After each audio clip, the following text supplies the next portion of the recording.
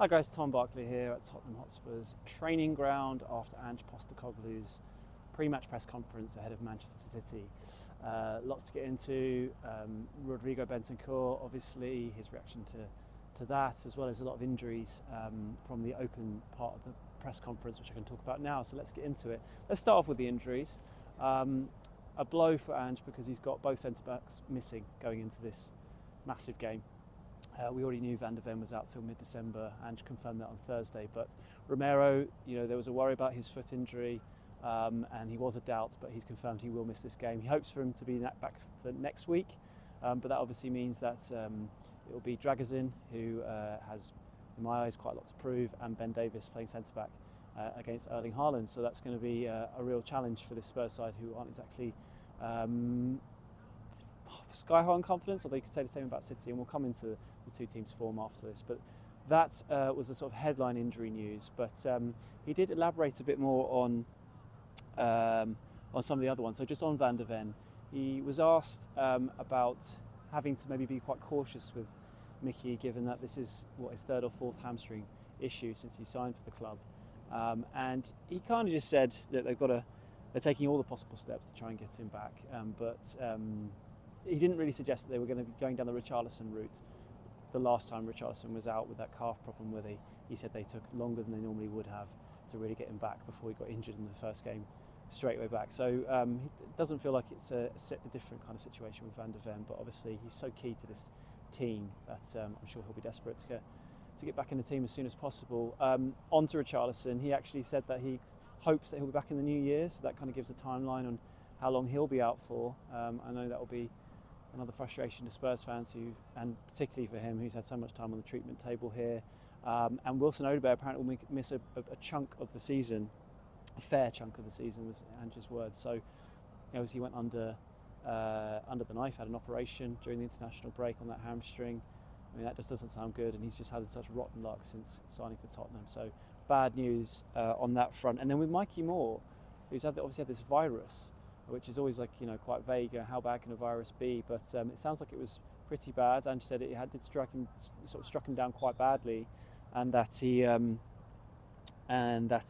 they need to be careful with him, I guess, being so young. But he is back in the building. He is literally back in the building, actually, because I don't know if Spurs fans are aware, but because he's so young, he trains in the academy part of the training ground rather than the senior part of the training ground, and the academy part of the training ground is where the press conferences are held. And so I actually saw him walking out as I was leaving earlier. But Ange still thinks he's a bit of time away, a little bit of time away. So we'll have to wait and see on that one, which is a shame because he obviously had such an impact so quickly, and they've got real issues out wide. And on that front, he was asked whether these injuries, particularly in the attacking areas, would have any sort of effect going into January in the transfer market. And his answer really was, it depends. He generally said, as so many managers do, that January is a sort of difficult time, tricky time to do the business you really want to do. It feels like most clubs don't want to make major moves during that period. I didn't really get the sense from his answer that they were suddenly going to be, diving in and spending big money on wide players. But he did open the door, I suppose, by saying it depends on how when players come back, and we'll wait to see it. Something to see play out. And just finally on injuries. Dejan Kulusevski, I know he sounds like on his international duty where he played very well again for Sweden. He may have gone down again. I didn't see this, but based on the question, he might have had a bit of issue with his shoulder again, which I know has been an issue. I remember the last game he went down he had treatment, was it against Aston Villa, I think, the second half, and he was down for quite a while after landing quite heavily on his shoulder, and eventually carried on. But it was a bit of a concern, particularly with all the other injuries in attacking positions, and the fact, to be honest, that he's been their best player this season. But Ange actually said on that there's nothing major in his shoulder. If anything, it's actually improved over the international break, that situation with his shoulder. So no worries regarding Dejan Kulusevski. I suppose the other major topic, particularly from the open part of the broadcast, was Rodrigo Bentancur. Obviously, he was banned for 7 games earlier during the international break for his racial slur towards Son Heung-min, his teammate, whilst during an interview back in the summer with a Uruguayan journalist. I won't go into the specifics of it. It's been sort of gone over loads, but 7 games is what he's been given. The club, as we know, are appealing it, and he was asked about that. Quite good questions, to be fair, about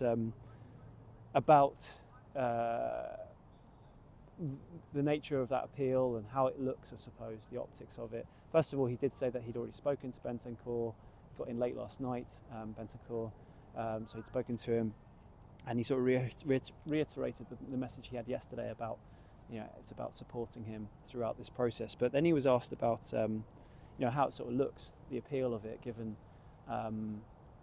the nature of the offence, I suppose, that it is racism. So to appeal it for some people doesn't go down well. And he said he didn't care. He's not interested in how it looks. That they feel it's, they accepted the guilty verdict. They understand that, but they just feel it's a bit harsh. They just feel like it's 7 games is just more than they're expecting. They do realise that even on the scale, that's how these issues are dealt with. It is on the lower end, because it could be the minimum of 6, but they still feel it should have been the minimum of 6, and that's why they're appealing. They don't. He couldn't care less was the phrase over, whether it was really worth it, given it's only one game. The game he would be, if they win this appeal, the game that he would be back for would be the Liverpool game on the 22nd of December, as opposed to the first game being the Boxing Day game away to Nottingham Forest. Obviously, the Europa League matches aren't relevant to this. He said it couldn't care less. It wasn't about the amount of games, it wasn't about the specific opposition that he would face by winning an appeal. It was just the fact that they just feel it's right, and it's within their right, and that's what they think is the correct course of action. And the one sort of quite eye-catching quote from Ange was when talking about Bentancur. He says he knows people generally want, people want these days people to be burnt to the stake when they make offences like this or cause offence like this. But I guess his point that he made from that was, if you're going to let people try and really repent or try and properly apologise and make up for when they've done things wrong, you've got to allow them to do that. You've got to allow them to, part of the process when people make mistakes is you have to let them learn from the mistakes properly.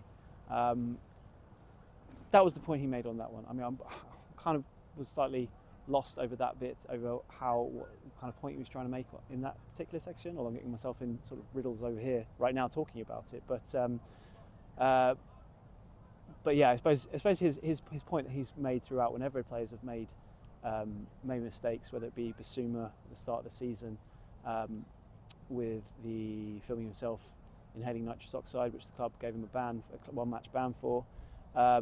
He's always of the mind of give people second chances, and that's the point he's trying to make, I suppose, when it comes to Bentancur. And he's trying to protect his player. He's obviously spoken about what an outstanding person he thinks he is, and reiterated the support they're going to give Bentancur throughout this particular process.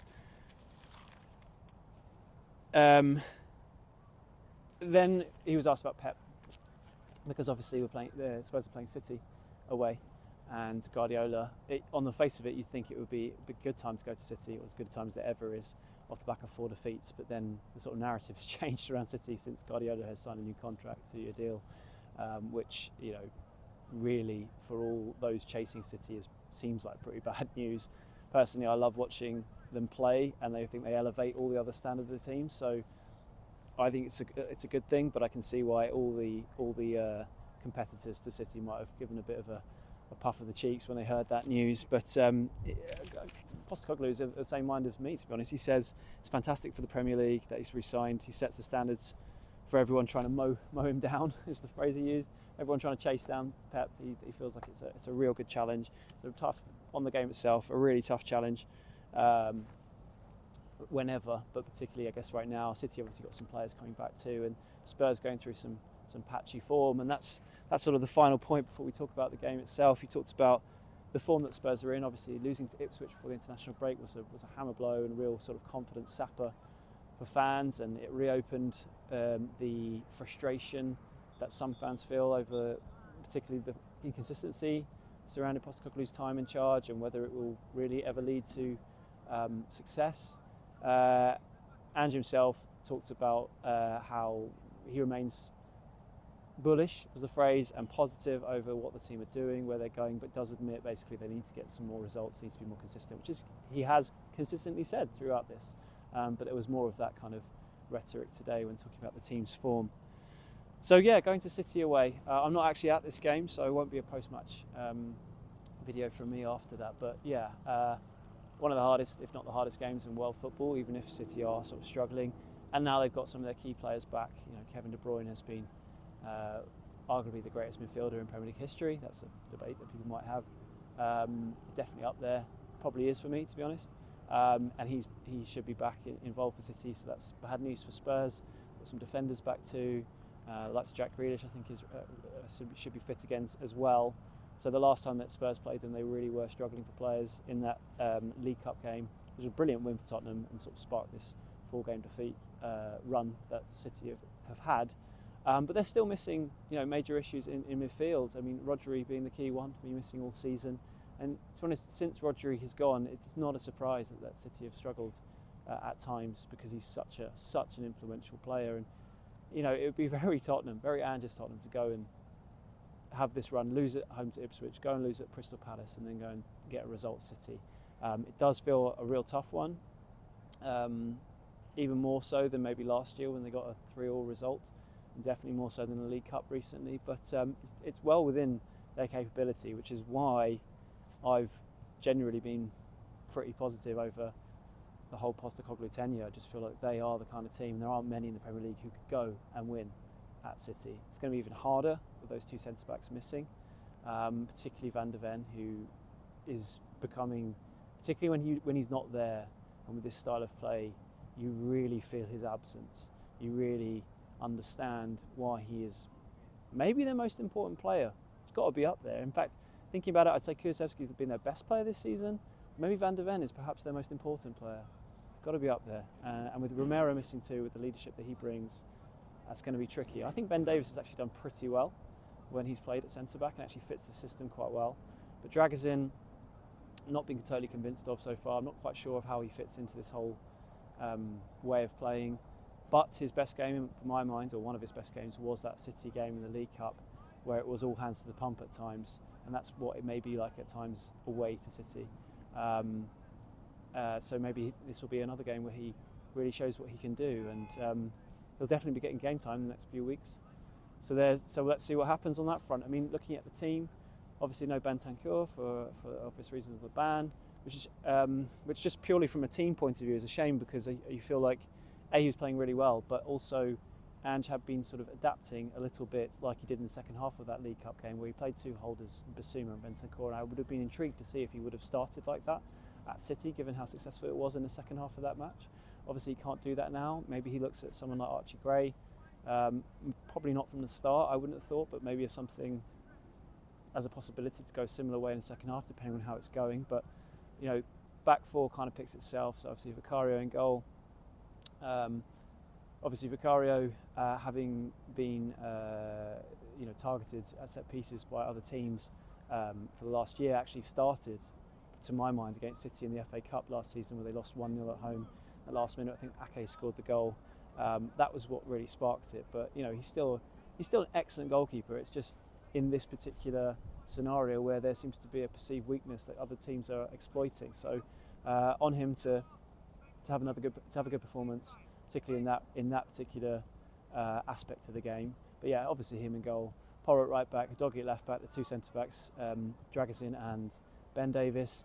Then you think Basuma has to play, particularly with Bentancur out. I'd imagine it will be Kulusevski and Sarr. You'd need the legs against City. Can't see Maddison coming back in, and it's an interesting.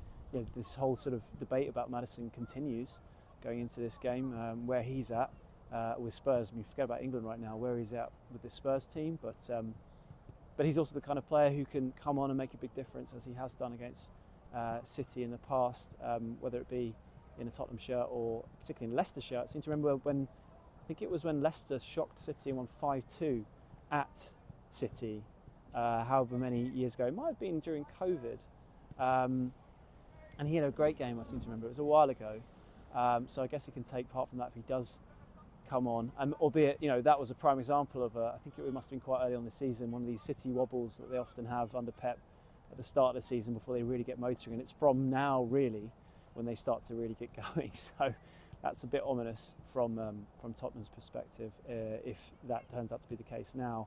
And then up front, obviously Solanke starts, presumably Son out left and Johnson out right. So Kulusevski and Sarr behind. That would be the team that I would expect. And then just going into this game, obviously if they're going to lose this, first of all, if they win it, look, they could be up to third.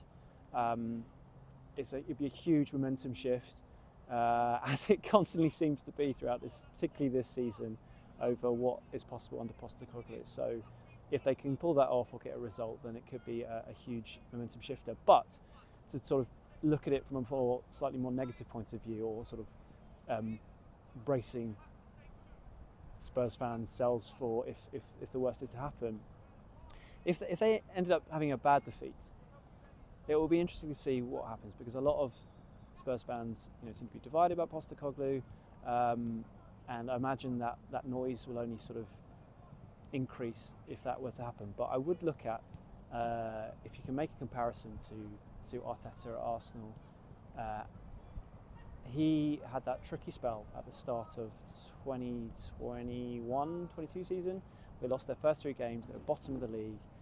All the Arteta out sort of brigade were out in force, and particularly after they lost 5-0 at the Etihad when Xhaka was sent off early on. They got absolutely thumped, and obviously the board's stuck with Arteta. They haven't really gone on to win anything since, but there's no doubt they have been turned into proper outfit who compete for major titles, and if it weren't for Pep, they would have won one by now. So I think that was definitely the right decision. So worst case scenario, if it comes to this situation where Spurs have a bad day at the Etihad, personally I would like to think that if there are suddenly growing calls for Ange to go after that, if that were to happen, I'd like to think the board would maybe look at Arsenal and look at where they were at and the patience they gave, and see what's possible from that. And remember, this is the 50th game for Ange, 50th league game for Ange going into this match. When you compare him to Klopp and Arteta, who seem relatively fair comparisons, albeit they will end up being backed heavily in the transfer market with the likes of Alisson, the likes of Van Dijk, and the likes of Declan Rice in later years, then but that did come later. So I guess I don't know whether that's worth, because of that and the way Spurs operate to a sort of lesser extent, how much sense it makes to compare the two, or compare the three. I'm not sure. But if we are sticking with that particular comparison, after 50 games, Klopp had 92 points, Ange is on 82 after 49 games, and Arteta was on 73. So it shows you that he's not far off both of those, but I guess it's about kicking on from here. And now it's up to him to sort of prove it. But look, again, sort of worst case scenario for the game at the Etihad, it's well within Spurs' capability under Postecoglou to go and get a result at the Etihad, and that could be the turning point in a season of constant turning points. And it feels like I've been saying that every week. But let's see, and I'll speak to you next week.